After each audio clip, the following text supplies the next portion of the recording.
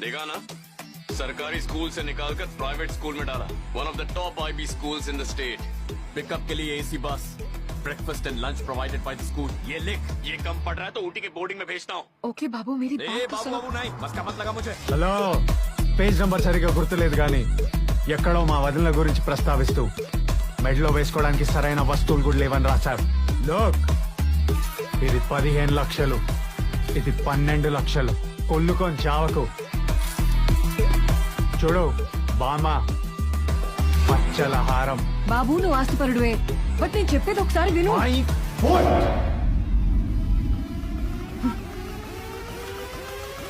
Mental నా కొడుకు.